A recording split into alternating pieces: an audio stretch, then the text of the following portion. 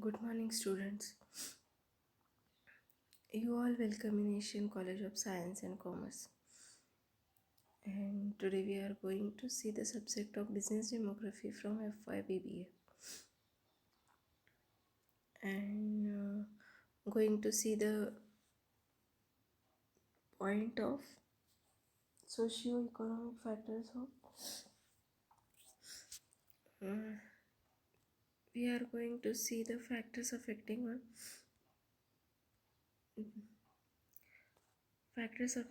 distribution of population. What we are going to see, which factors affecting on the population distribution, and from this content we have already completed some factors, like physical factors we have seen. And then we have seen the cultural factor, and then we have seen demographic factors, and now the last factor, that is the socio-economic factor. We are going to see the last factor, that is socio-economic factor. Okay.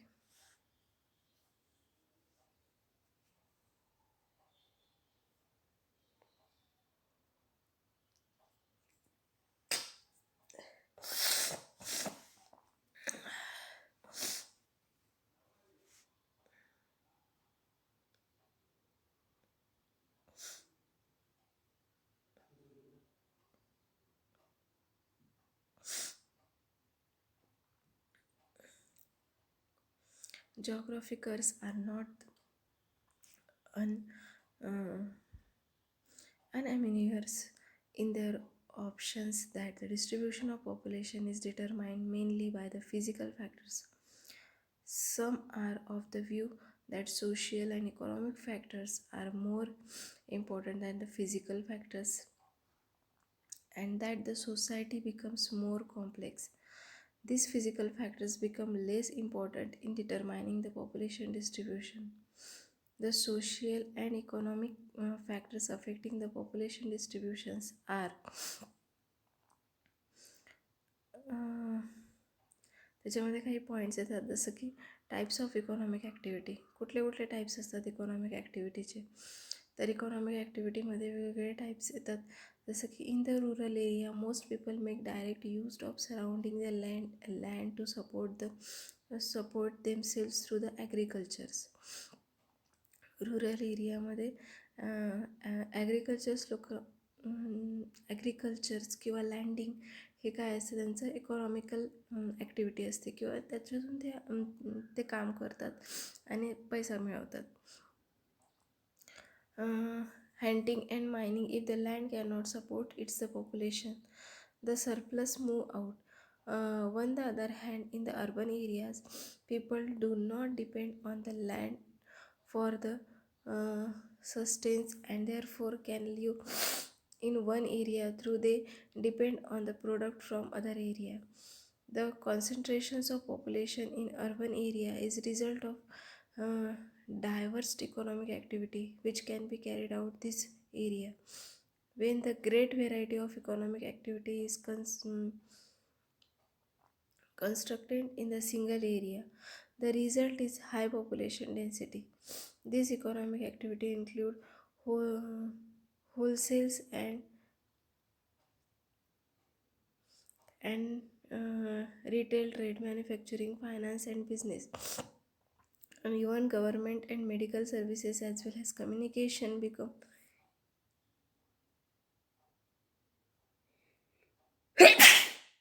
because of diverse type of economic activity undertaken in the urban area. Small land areas can be inhabited by large population. Excuse me. Types of technology. काही वेगवेगळे technology असतात ज्याच्यातून तुम्हाला economic generate करता येते, किंवा socio economical फॅक्टर्समध्ये काय येतं, टाईप्स ऑफ टेक्नॉलॉजी. वेगवेगळ्या टेक्नॉलॉजी असतात. आता कुठल्या कुठल्या टेक्नॉलॉजी असतात किंवा त्या कशा फॅक्टर्स ते फॅक्टर्स कसे काय पॉप्युलेशन डिस्ट्रीब्युशनवर डिपेंड करतात ते आपल्याला बघायचे. Various economic activity are interrelated with the types of technology that are used. Jointly, they are influence the population distribution. They are influence the population distribution because the number of technologies are comes in the country, म्हणजे देशामध्ये बऱ्याचशा नवीन नवीन technologies आलेल्या आहेत आणि त्या technology प्रत्येकालाच त्या टेक्नॉलॉजीच्या अंडरमध्ये काम करणं अवघड आहे. कारण प्रत्येकाला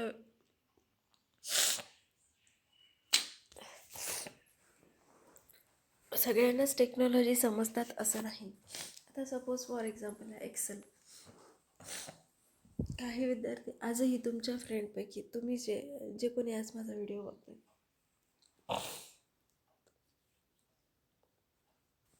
तुम्हाला सगळ्यांनाच एक्सेल चांगलं येत असेल, प्रॉपरली येत असेल असं नाही, बरोबर आहे. कारण एक्सेल काही सगळ्यांनाच येत नाही. ज्यांनी शिकलं आहे, ज्यांनी त्याचं थोडंसं नॉलेज घेतलं आहे किंवा ज्यांनी त्याच्यावर काम केलं आहे त्यांना एक्सेल व्यवस्थित येतं. एक्सेल ही सुद्धा एक प्रकारची एक टेक्नॉलॉजी आहे, राईट. जर तुम्हाला त्याच्याबद्दल नॉलेज असेल, ते व्यवस्थित येत असेल किंवा तुम्ही त्याच्यावर याच्या आधी कधी काम केलेलं असेल तर त्या टेक्नॉलॉजी तुम्हाला व्यवस्थित जमतात. आणि त्या टेक्नॉलॉजी जर तुम्हाला जमल्या तर त्याचा फायदा कुठे होतो? तुमच्या पॉप्युलेशन, तुमच्या इकॉनॉमिक डेव्हलपमेंटवर होतो. आणि त्यामुळे काय होते, तुमचं इकॉनॉमी डेव्हलपमेंट झाली तर तुमच्या टेक्नॉलॉजी इन्फ्लुएन्स होतात. Technology has an important influence for change in the techniques enjoy in types of economic activity may be open new areas which formerly held little possibility of human habitations or uh, render attractive the sites formerly advantages. Last point आहे social policy. अशा कुठल्या policy आहे की ज्या population डिस्ट्रीब्युशनवर depend factors, अशा कुठल्या policy आहे social policy की ज्यामुळे पॉप्युलेशन डिस्ट्रीब्युशनवर परिणाम होतात, की ज्यामुळे पॉप्युलेशन डिस्ट्रीब्यूट होते एकमेकांमध्ये. So most countries have strict was governing the immigration and can there for the country the size as well as internal distribution of the there population. On other hand, population distribution within the country is not an easily controlled because in other countries citizens have contributional right to decide the place of residence within the country. The government, however, may and often do directly influence the decision of individuals in this matter. When the government of India said plant in the public sectors, Durgapur, Rukhela people were attract these steel towns. आता समजा काय होतं की काही अशा मोठ्या मोठ्या कंपन्या असतात ज्या कंपन्यांमध्ये चांगले जॉब असतात. मग बरेचदा लोकांना गावांमध्ये काम नसते, तर ते लोक काय करतात, गाव सोडून त्या कंपन्यांच्या आजूबाजूला राहायला जातात. का तर आपल्याला त्या कंपनीमध्ये जॉब मिळेल, आपल्याला त्या कंपनीमध्ये काहीतरी काम मिळेल, आपल्याला उदरनिर्वाहाचं साधन मिळेल.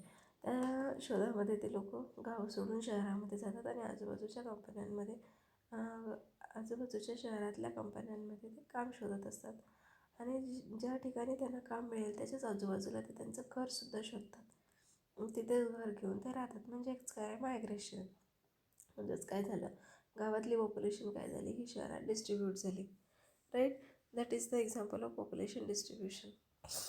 त्याला म्हणतात पॉप्युलेशन डिस्ट्रीब्युशन.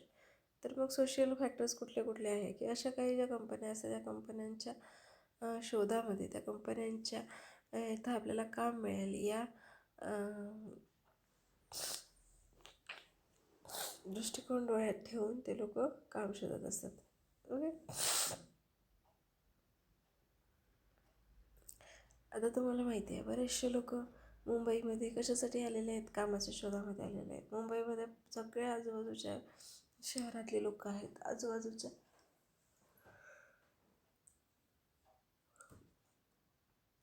वेगवेगळ्या गावातली लोक तिथे आलेले आहेत. तिथे कर्नाटकी तुम्हाला सापडतील, तिथे साऊथ इंडियन तुम्हाला सापडतील, तिथे विदर्भातले बरेचसे लोक तुम्हाला तिथे सापडतात, UP, बिहारी, महाराष्ट्री, सर्व प्रकारचे सर्व जाती धर्माचे लोक मुंबईमध्ये राहतात. कशासाठी आलीत ती मुंबईमध्ये? ते स्वतःचा उदरनिर्वाह करण्यासाठी. आणि असं म्हणतात की मुंबई ही सगळ्यांना जगवती, म्हणजे तिथे कोणीही उपाशी मरू शकत नाही. कुठलंही काम केलं तरी तिथे पैसा मिळतो आणि त्या पैसा मिळवून तो स्वतःचं उदरनिर्वाह करू शकतो. ठीक आहे, जर त्याला राईट ट्रॅक मिळाला पाहिजे फक्त. तर त्यासाठी बरेचसे लोक तिकडे गाव सोडून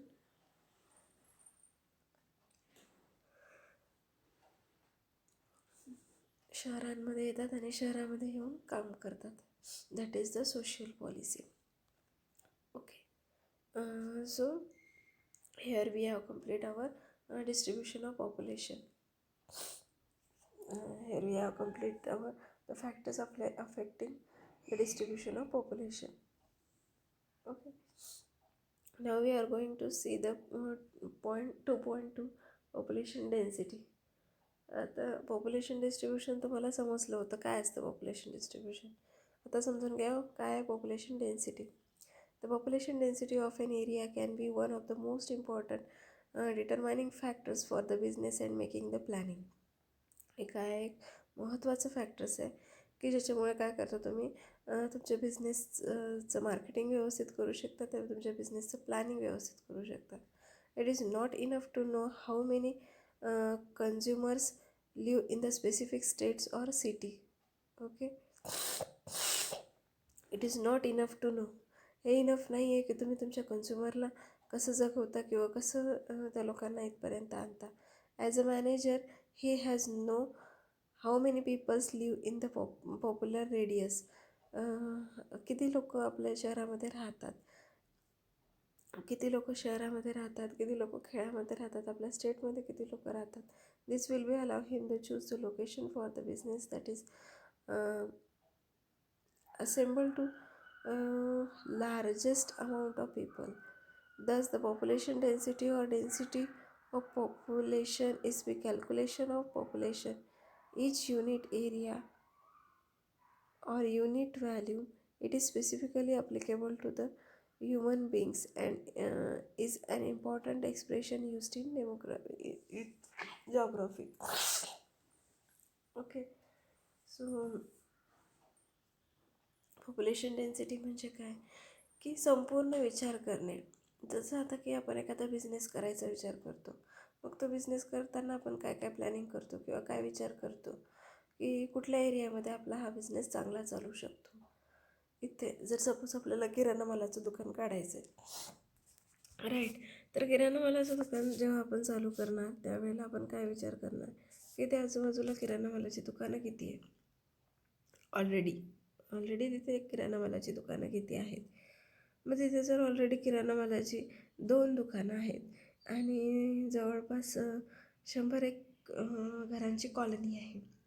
एका 100 घरांच्या कॉलनीच्या एरियामध्ये जर 2 ऑलरेडी किराणा मालाची दुकानं असतील, तर तिसरं किराणा मालाचं दुकान तुम्ही त्याच्याच शेजारी जर एस्टॅब्लिश करायचा विचार करत असाल तर ते कसं काय चालणार आहे, कशा पद्धतीने चालणार आहे. तर हा विचार जेव्हा आपण करत असतो किंवा आपण जेव्हा आपलं लोकेशन डिसाईड करत असतो किंवा आपण त्या एरियातली पॉप्युलेशन डिसाईड करत असतो, त्याला काय म्हणतात population density. Okay,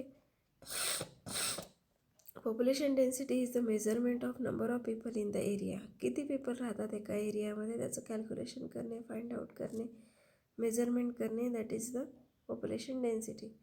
It is an average number. Population density is calculated by the dividing the number of people by the area. Population density is usually shown as the number of people as per square kilometer. Population कशी count केली जाते, square kilometre around the world. Population density is measured for the number per unit area. एका एरियामध्ये किती लोक राहतात. आता समजा आपल्याला पॉप्युलेशन कॅल्क्युलेट करायचे किंवा मेजर करायचे, तर काय केलं जाते, प्रत्येकाला एक एक एरिया दिला जातो. त्या एरियामध्ये त्याची पॉप्युलेशन फाइंड आउट केली जाते किंवा शोधून काढली जाते की किती लोक त्या एरियामध्ये राहतात. ठीक आहे. मग काय करतात, आता सपोज नरे एरिया आहे. नरे एरियाची पॉप्युलेशन तुम्हाला फाइंड आउट करायची आहे की नऱ्यामध्ये किती लोक राहतात. ठीक आहे. तर आपण जसे ॲक्टिव्हिटी केली लास्ट लेक्चरमध्ये, आपण ॲक्टिव्हिटी केली पॉप्युलेशन डिस्ट्रीब्युशनची. त्याच्यामध्ये आपण काय केलं, डिस्ट्रीब्युशन केलं पॉप्युलेशनचं. 5 ते 10 वयोमर्यादेतले किती, 10 ते 20मध्ये किती, 20 ते 30मध्ये किती, हे काय होतं, पॉप्युलेशन डिस्ट्रीब्युशनचा तुमचा चार्ट होता. आता तुम्हाला काय करायचं आहे, टोटल पॉप्युलेशन फाइंड आउट करायची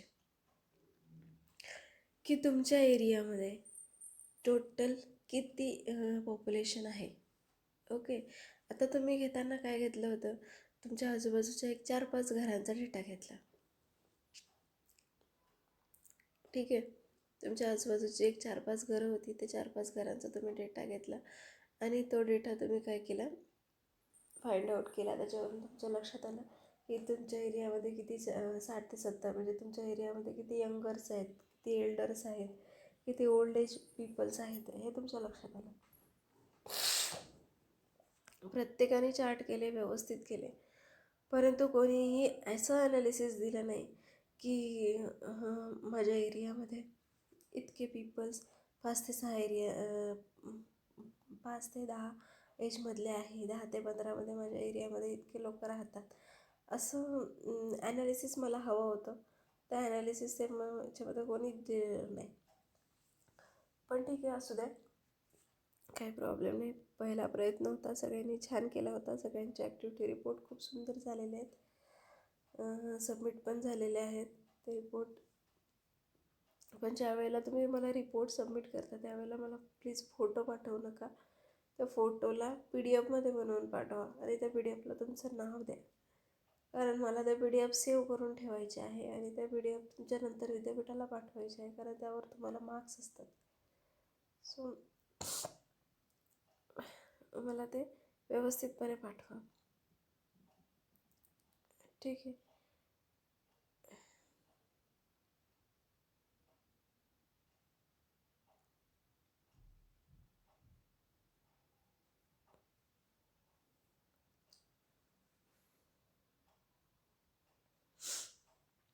तर आता तुम्हाला कळलं पॉप्युलेशन डेन्सिटी म्हणजे काय. तर स्क्वेअर किलोमीटरनुसार किंवा एरिया वाईज किंवा सिटी वाईज त्या एरियाची पॉप्युलेशन कॅल्क्युलेट करणे. आता त्याच्यामध्ये तुम्हाला डिस्ट्रीब्युशन करायचं नाही आहे, हे किती वयाचे आहे, ते किती वयाचे आहे, म्हणजे इतक्या वयाचे किती लोक, तितक्या वयाचे किती लोक, हे नाही बघायचं आहे तुम्हाला. तुम्हाला त्याच्यामध्ये फक्त टोटल पॉप्युलेशन कशी फाइंड आउट करायची. जसं की आता तुम्ही राहताय नऱ्यामधली तुमची सोसायटी आहे. फॉर एक्झाम्पल एखादी तुमच्या सोसायटीचं नाव घ्या, ABCD नावाची तुमची सोसायटी आहे. त्या टोटल ABCD नावाच्या सोसायटीमध्ये किती पॉप्युलेशन आहे हे फाइंड आउट करणे. Okay. So that is the population density. वे कुठले कुठले असतात पॉप्युलेशन डेन्सिटी कॅल्क्युलेट करण्याचे, वे कुठले कुठले असतात. तर बघा, arithmetic population density. Arithmetic population density म्हणजे काय, it is the calculated by dividing the number of people with the total land of area. Okay. Total land किती आहे, किती किलोमीटरचा तुमचा एरिया, किती स्क्वेअर फुटाचा तुमचा एरिया आहे, किलोमीटरचा, स्क्वेअर फूटमध्ये नाही, किलोमीटरमध्ये किती किलोमीटरचा तुमचा एरिया आहे आणि त्या किलोमीटरच्या एरियामध्ये किती लोक राहतात. म्हणजे काय होतं, बरेचदा एरिया खूप छोटा असतो पण तिथे पॉप्युलेशन खूप जास्त असते. जसं की पत्र्याची घरं असतात, छोटी छोटी घरं असतात, बैठी घरं असतात. अशा ठिकाणी पॉप्युलेशन खूप जास्त राहत असते, एरिया कमी असतो. तसंच आता फ्लॅट सिस्टीम बघा, फ्लॅटमध्ये पण जागा फार कमी असते, बट एकावर एक एकावर एक एकावर एक असे किती सारे मजले बांधलेले जातात. 10 ते 15 मजल्यांच्या बिल्डिंग्स असतात आणि त्याच्यामध्ये कितीतरी लोकसंख्या राहत असते. ओके. म्हणजेच हे आपल्याला फाइंड आउट करायचं आहे की आपल्या एरियातली किती किलोमीटरचा एरिया गेलेला आहे, किती लँड गेली आहे आणि त्या लँडवर किती लोक राहतात, ह्याचं कॅल्क्युलेशन करणे म्हणजे पॉप्युलेशन डेन्सिटी. फिजिकल डेन्सिटीमध्ये काय येतं, It is the ratio between total population and total cultivates area of country. Total कंट्रीचा एरिया ज्याच्यामध्ये लोक राहतात तो आणि टोटल तिथली पॉप्युलेशन हे कॅल्क्युलेट करणे. आता जसं की आपल्याला माहिती आहे आपल्या देशाची 75% एरिया जो आहे हा आपला पाण्याखाली आहे आणि 25%वरच लोकसंख्या राहते. ठीक आहे. आपण जर नकाशा बघितला तर नकाशामध्ये 75% आपल्या इथं पाणी आहे आणि 25%वर आपली लोकसंख्या आहे पृथ्वीच्या ह्याच्यात जर आपण बघितलं तर. पण त्या 25%मध्ये सुद्धा कुठल्या एरियामध्ये किती एरिया असा आहे की ज्याच्यामध्ये पॉप्युलेशन आहे, किती एरिया असा आहे की ज्याच्यामध्ये ॲग्रिकल्चरचा आहे, किती एरिया असा आहे की ज्याच्यामध्ये इंडस्ट्रीयल एरिया आहे, किती एरिया असा आहे की ज्याच्यामध्ये तुमचं मार्केट आहे. तर या सगळ्या गोष्टी बघणे आणि त्याच्यातून मग उरलेला जो काही एरिया आहे तो किती आहे या सगळ्यांचं जेव्हा आपल्याला बघण्याची गरज असते किंवा सरकारला जेव्हा असे काही प्रोजेक्ट करायचे असतात त्यावेळेला सरकार काय करतं, तुमची पॉप्युलेशन एरिया किती आहे हा फाइंड आउट करतात, तुमचा मार्केट एरिया किती आहे तो फाइंड आउट करतात. ओके. मग जेव्हा पॉप्युलेशन किती एरियामध्ये राहते हे फाइंड आउट करतात ना त्याला म्हणतात पॉप्युलेशन डेन्सिटी. ओके. खूप महत्त्वाचा आणि चांगला पॉईंट आहे हा पॉप्युलेशन डेन्सिटी. तर आता आपल्याला बघायचे आहे त्याचे कॅरेक्टरिस्टिक्स. तर पॉप्युलेशन डेन्सिटीमध्ये काय कॅरेक्टरिस्टिक्स येतात ते बघा. पहिलं येतं difficult terrains and mountains. The area include the mountain range with the steep slopes. Route topology has to climate does not attract the population brusquely surface one soil. The problem also make things the region very low density population. Hot desert, these are the Sahara, Kalahari, Thar, where the low density of population. आता dessert area बघितला जर तुम्ही, आता mountain area जर बघितला तर mountain एरियामध्ये population कमी असते. ठीक आहे. थोडी पॉप्युलेशन तिथे असते माउंटेन एरियामध्ये. किंवा डेझर्ट एरिया बघितला तर डेझर्ट एरियामध्ये सुद्धा पॉप्युलेशन तुम्हाला कमी मिळेल. ओके. कोल्ड डेझर्ट एरियामध्ये काय असतं, this include the dry area of central Asian Mongolia and area for the Iran has low density of population. Okay. तिथे काय आहे, पॉप्युलेशन डेन्सिटी कमी आहे कारण तिथलं वातावरण पॉप्युलेशनसाठी फारसं सुटेबल नसल्यामुळे तिथे फार कमी लोक राहतात. ओके. लोकसंख्या तिकडची कमी आहे. तसंच extremely cold and polar area, त्या ठिकाणी खूप जास्त थंडीचं वातावरण आहे, ज्या ठिकाणी खूप जास्त बर्फ पडतो किंवा आईस, काश्मीर वगैरे जो एरिया आहे त्या एरियामध्ये as compare to other area लोकसंख्या फार कमी असते. फॉरेस्ट एरिया, जंगलांच्या ठिकाणी, आता जंगलं जर असेल तर जंगलामध्ये लोक कशाला जास्त राहतील, त्या एरियामध्ये तुम्ही बघा जिथे कुठे जवळ जंगल आहे त्या एरियापासून लोकसंख्या जी आहे किंवा जे रेसिडेन्शियल एरिया आहे तो फार लांब असतो. म्हणजे काय की असे काही एरिया आहे की ज्या एरियामध्ये because of their environment, because of their atmosphere तिथली पॉप्युलेशन काय आहे, कमी आहे. सो त्याला काय म्हणतात, पॉप्युलेशन डिस्ट्रीब्युशन किंवा population density. Sorry, that is not the population distribution, that is only the population density. त्याला पॉप्युलेशन डेन्सिटी असं म्हणतात. ठीक आहे. तर हे काय आहे, कॅरेक्टरिस्टिक्स आहे पॉप्युलेशन डेन्सिटीची, ज्याच्यामध्ये काय येतं की कुठला एरिया कसा आहे आणि कशामुळे तिथली पॉप्युलेशन कमी आहे. सपोज जर माउंटेन एरिया असेल, टेरियन्स अँड माउंटेन एरिया असेल तर त्या एरियामध्ये ऑब्व्हियसली पॉप्युलेशन ही कमी असणार आहे. हॉट डेझर्ट असेल, उष्ण डेझर्टचं वातावरण असेल तर तुमची पॉप्युलेशन तिथे ऑटोमॅटिकली कमी असणार आहे कारण तिथे बाकीच्या सोयीसुविधासुद्धा तेवढ्याच कमी असणार आहे. कोल्ड डेझर्टमध्ये तुमची पॉप्युलेशन कमी असते. Extremely cold and polar area, खूप थंड वातावरण आहे तिथे खूप जास्त पाऊस सारखा पडत असतो, सारखा आईस पडत असतो, अशा ठिकाणची पॉप्युलेशन काय असते, कमी असते. तिथे फक्त पर्यटक म्हणून लोक जास्त जात असतात. बरोबर, पर्यटक तिथे म्हणून जास्त जातात लोक. त्या ठिकाणी राहणारे रेसिडेन्शियल हे फार कमी असतात. डेन्स्ड फॉरेस्ट एरिया, फॉरेस्ट एरियामध्ये राहणारे किंवा फॉरेस्ट एरियामध्ये सुद्धा लोकांची पॉप्युलेशन फार कमी असते. ठीक आहे. आता तुम्हाला बघायचं आहे factors influencing the density of population. Factors influencing the density of population हे आपण नेक्स्ट लेक्चरमध्ये बघूया. सो ज्या वेळेला तुम्ही पॉप्युलेशन वर प्रश्न तुम्हाला विचारला जातो त्यावेळेला व्यवस्थित बघा प्रश्न काय विचारलेला आहे. Factors influencing of population distribution विचारलेलं आहे की factors influencing of density of population विचारलेलं आहे. दोन्ही कन्सेप्ट वेगवेगळे आहेत. पॉप्युलेशन डेन्सिटी हा कन्सेप्ट वेगळा आहे आणि पॉप्युलेशन डिस्ट्रीब्युशन हा कन्सेप्ट वेगळा आहे. हे जे चॅप्टर आहे, चॅप्टरमध्ये असे बरेचसे पॉईंट आहे की ज्याच्यामध्ये तुम्हाला खूप कन्फ्युजन होणार आहे. कारण याच्यानंतर आपण शिकणार आहे पॉप्युलेशन ऑप्टिमायझेशन, देन शिकणार आहे population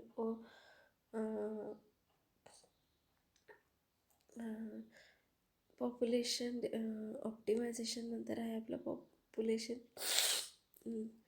over population, optimum population, over population. तर या प्रत्येकाचे फॅक्टर्स पण तुम्हाला बघायचे आहे, प्रत्येकाचे कॅरेक्टरिस्टिक्स पण बघायचे. सो त्याचे कन्सेप्ट व्यवस्थित समजून घ्या की ओव्हर पॉप्युलेशन म्हणजे काय, किंवा पॉप्युलेशन डेन्सिटी म्हणजे काय, किंवा ओव्हर पॉप्युलेशनमध्ये काय येतं. हे जर व्यवस्थित समजून घेतलं तर तुम्हाला ते प्रश्न सोडवायला जास्त अवघड जाणार नाही. नाहीतर मग काय होईल, एकमेकांचं इकडे तिकडं कराल तुम्ही, त्याचे पॉईंट्स इकडे तिकडे कराल. जरी पॉईंट तुम्ही इकडे तिकडे केले काही प्रॉब्लेम नाही आहे, पण त्याचं एक्सप्लेनेशन मात्र त्याच पॉईंटनी द्या, त्या क्वेश्चनला आधारित द्या. ठीक आहे.